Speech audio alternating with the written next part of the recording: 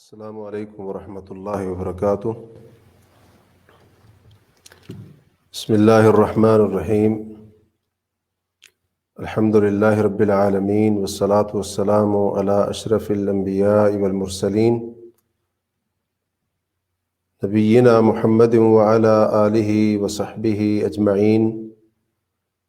والذین اتبعوہم بإحسان الی یوم الدین۔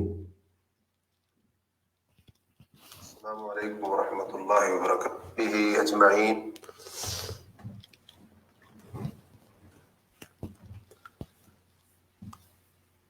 ہمارے ملکوں میں 22 رجب کو رجب کے کونڈوں کے نام سے ایک رسم ادا کی جاتی ہے۔ اس موقع پر کھیر پکانا اور پھر اسے مخصوص برتنوں میں ڈالنا اور اسے لوگوں میں تقسیم کرنا اور پھر دودھ کو بھی تقسیم کرنا، یہ چیزیں، یہ کام اس رسم کا حصہ سمجھے جاتے ہیں۔ لوگ اس رسم کو دین سمجھتے ہیں اور اپنے خیال کے مطابق وہ دین کا ایک بڑا اہم کام کر رہے ہوتے ہیں اور بڑا ہی عبادت، نیکی اور ثواب کا کام کرتے ہیں۔ پھر اس رسم کے ثبوت کے طور پر ایک کہانی جو من گھڑت ہے وہ بھی پیش کی جاتی ہے، بیان کی جاتی ہے کہ ایک لکڑہارا تھا، اس کی بیوی تھی، وہ حضرت جعفر صادق رحمۃ اللہ علیہ کے نام کی یہ کنڈے دیا کرتے تھے، تو اللہ تعالیٰ نے ان کے حالات بہت بہتر کر دیے۔ اور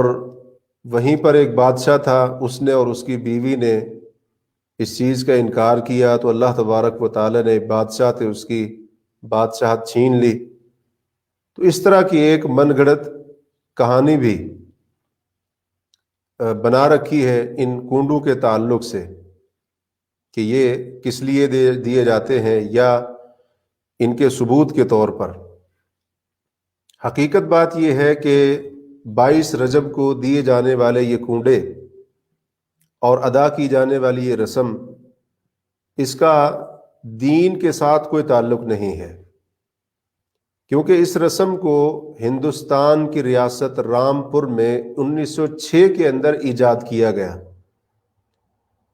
تو جو کام دین کے مکمل ہونے کے صدیاں بعد شروع ہوا، وہ کام دین کیسے ہو سکتا ہے؟ یقیناً وہ دین کا کام نہیں ہو سکتا ہے۔ اور نبی کریم علیہ الصلوۃ والسلام کا اس طرح کے کاموں کے بارے میں بڑا واضح ارشاد اور فرمان ہے، من عمل عملا لیس علیہ امرنا فہو رد۔ جس نے کوئی ایسا عمل کیا کہ اس پر ہمارا حکم نہ ہو، ہماری اس کے اوپر تصدیق نہ ہو، آپ فرماتے ہیں وہ رد ہے، وہ مردود ہے۔ تو اس طرح کے کاموں کو شرعی اصطلاح میں بدعت کہا جاتا ہے، اور بدعت کے بارے میں نبی صلی اللہ علیہ وسلم کا 2 ٹوک فرمان ہے، کل بدعت ضلالہ، کہ ہر بدعت گمراہی ہے۔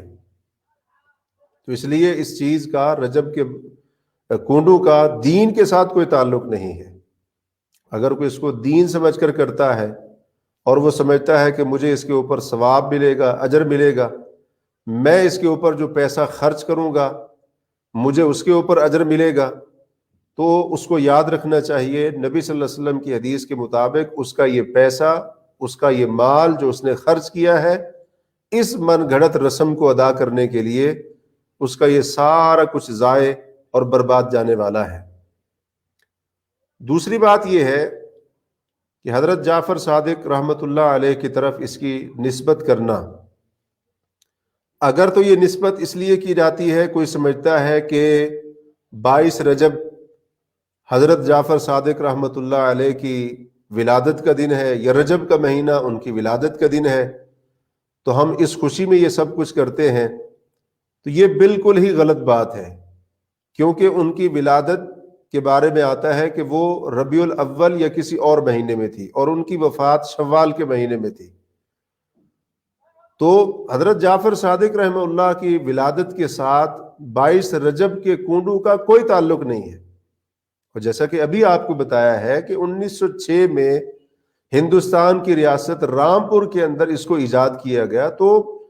حضرت جعفر صادق رحمۃ اللہ علیہ اس سے کئی صدیاں پہلے گزرے ہیں، تو ان کی ولادت کے ساتھ اس کا کوئی تعلق نہیں ہے. تو یہ بات بھی بالکل بے بنیاد اور غلط ثابت ہوئی. اسی طریقے سے اگر کوئی حضرت جعفر صادق رحمۃ اللہ علیہ کی طرف اس کی نسبت کرتے ہوئے اس لیے یہ کنڈے بناتا ہے یا ان کو تقسیم کرتا ہے کہ حضرت جعفر صادق میں ان کے نام کی نیاز دے رہا ہوں، اگر اس لیے کوئی ایسے کرتا ہے تو یاد رکھیے وہ شخص شرک جیسے بڑے اور کبیرہ گناہ کا مرتکب ہو رہا ہے. کیونکہ نظر نیاز، کچھ تقسیم کرنا اور اسی طرح سے کھانا کھلانا، کچھ پکا کر کھلانا، یہ عبادتیں ہیں، یہ عبادت کے کام ہیں. تو عبادت صرف اور صرف اللہ تعالیٰ کی ہونی چاہیے. اللہ کے سوا اگر ہم کسی مخلوق کی عبادت کریں گے، کسی عظیم سے عظیم مخلوق کے لیے کوئی عبادت کا کام کریں گے، تو یہ اللہ کے ساتھ شرک ہو جائے گا. اور یہ شرک اکبر ہے، چھوٹا شرک بھی نہیں ہے، بڑا شرک ہے. تو اس لیے اگر کوئی اس نظریے سے کرتا ہے کہ میں ان کے نام کی نیاز دے رہا ہوں تاکہ وہ میری مشکلیں آسان کر دیں، مجھے فائدہ پہنچائیں، میرے کاروبار میں فائدہ ہو، اولاد نہیں ہے تو وہ مل جائے، اگر اس لیے کوئی کر رہا ہے تو وہ شخص اللہ کے ساتھ شرک کر رہا ہے. اور قرآن کریم میں واضح طور پر موجود ہے. اللہ تعالیٰ نے جہاں پر حرام چیزوں کا ذکر کیا ہے، مردار وغیرہ کا، وہیں پر یہ بھی ذکر کیا ہے کہ وما اہل بہ لغیر اللہ، کہ جس چیز پر غیر اللہ کا نام لیا جائے، اللہ کے علاوہ کسی اور کا نام لیا جائے، چاہے وہ جانور ہو یا کوئی اور چیز ہو، تو وہ چیز بھی حرام ہے. اللہ تعالیٰ نے اس کو حرام قرار دیا ہے. تو اس نظریے کے تحت بھی ان کنڈوں کو ادا کرنا یا ان کنڈوں کی رسم کا کرنا وہ بالکل جائز نہیں ہے، بلکہ یہ شرک کے زمرے میں آئے گا. اصل بات یہ ہے، ایک حقیقت جس سے ہم آج غافل ہو چکے ہیں، وہ یہ کہ 22 رجب دراصل ایک عظیم صحابی حضرت معاویہ بن ابی سفیان رضی اللہ عنہم کی وفات کا دن ہے. اور 22 رجب چونکہ حضرت معاویہ کی وفات کا دن ہے رضی اللہ عنہ، تو اس موقع کے اوپر دشمنان صحابہ، روافض، شیعہ، وہ اس عظیم صحابی کی وفات کے اوپر خوشی مناتے ہیں. تو جس خوشی کے اظہار کے لیے وہ مختلف کام کیا کرتے تھے یا مختلف صورتیں میں اختیار کیا کرتے تھے، تو اس میں سے ایک صورت یہ بھی کہ اس 22 رجب کے موقع پر کچھ بنانا، تقسیم کرنا وغیرہ، یہ سارے کے سارے معاملات، تو یہ ان کا طرز عمل ہے. لیکن آج جہالت کی وجہ سے، غفلت کی وجہ سے اکثر سنی مسلمان ان دشمنان صحابہ کی اس خوشی کے اندر شریک ہوتے ہیں جو وہ اس عظیم صحابی کی وفات کے اوپر مناتے ہیں، کنڈے بنا کر، رجب کے کنڈے بنا کر.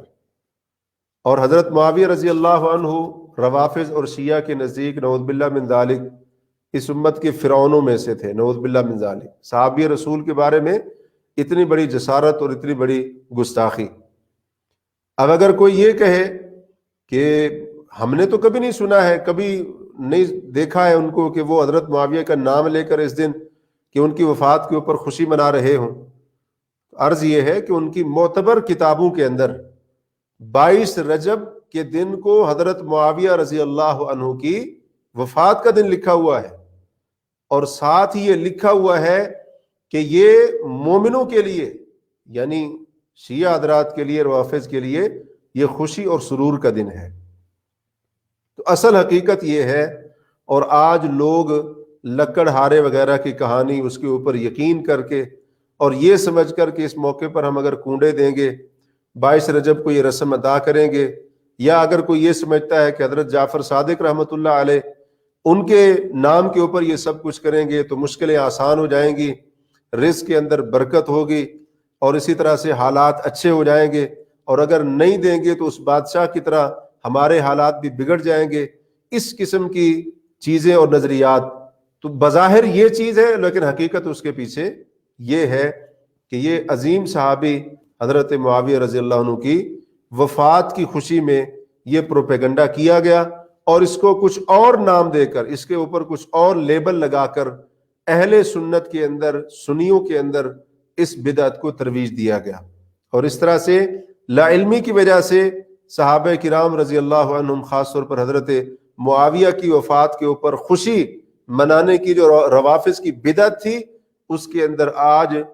اہل سنت کی اکثریت لا علمی میں اس کے اندر برابر کی شریک نظر آتی ہے. تو اس لیے ہمیں چاہیے کہ ہم اس حقیقت کو پہچانیں، اور یہ جو 22 رجب کو کنڈے کیے جاتے ہیں ان سے خود بھی بچیں، اور دوسرے لوگوں کو بھی آگاہ کریں، بتائیں ان کو کہ ان چیزوں کا دین کے ساتھ کوئی تعلق نہیں، یہ کام دین کے اندر بدعت ہے، اس کے اوپر جتنا پیسہ لگائیں گے، جتنا مال خرچ کریں گے، وہ سب کا سب ضائع ہونے والا ہے، اس کا کوئی اجر اور ثواب اللہ تعالیٰ کے ہاں ملنے والا نہیں ہے. اور اگر ہم میں سے کوئی یا ہمارے جاننے والوں میں سے کوئی اس کو نیاز کے طور پر کر رہا ہے، حضرت جعفر صادق رحمۃ اللہ علیہ کی نیاز کے طور پر کر رہا ہے، تو سمجھ لینا چاہیے اس مسلمان کو کہ وہ کتنا بڑا جرم کر رہا ہے اور کتنا بڑا گناہ کر رہا ہے. اللہ کے نیک بندے اور یہ بزرگ شخصیات، یہ نیک ہستیاں، ان کا مقام و مرتبہ اپنی جگہ پر، لیکن جو کام عبادت کا کام ہے وہ اللہ کو چھوڑ کر ان نیک ہستیوں کے لیے بھی کرنا جائز نہیں ہے. اگر ہم کریں گے تو ہم شرک کے مرتکب ہوں گے، اور شرک کے بارے میں اللہ کا واضح اور دو ٹوک فیصلہ قرآن کے اندر موجود ہے. ان اللہ لا یغفر ان یشرک بہ ویغفر ما دون ذلک لمن یشاء. اللہ تعالیٰ شرک کو کبھی معاف نہیں کرے گا، اور اس کے علاوہ یعنی شرک کے علاوہ جو گناہ ہے جس کے لیے چاہے گا معاف کر دے گا. اور نبی علیہ الصلوۃ والسلام کا بالکل واضح فرمان ہے، آپ فرماتے ہیں من مات یشرک باللہ شیئا دخل النار، کہ جو شخص اس حال میں فوت ہوگا کہ اللہ کے ساتھ کسی کو شریک ٹھہرائے گا، اسی حالت میں اس کی موت ہوئی، تو فرمایا وہ جہنم کی آگ میں داخل ہوگا. اور ہمیں یاد رکھنا چاہیے یہی وہ شرک ہے کہ اگر بندے کے اندر پایا گیا اور بغیر توبہ کے بندے کی موت اسی شرک کے اوپر ہو گئی، تو پھر وہ انسان قیامت کے دن نبی کریم صلی اللہ علیہ وسلم کی شفاعت اور آپ کی سفارش سے محروم رہے گا. تو یہ باتیں ہمیں اچھی طرح سے ذہن نشین کر لینی چاہیے. اللہ تعالی ہمیں حق اور سچ بات کو سننے اور سمجھنے کی توفیق عطا فرمائے. اللہ تعالی ہمیں خالص دین کو پہچاننے کے اور اسی کے مطابق زندگی گزارنے کی توفیق نصیب فرمائے. وباللہ التوفیق، وصلی اللہ تعالی علی نبینا محمد وعلی آلہ وصحبہ اجمعین.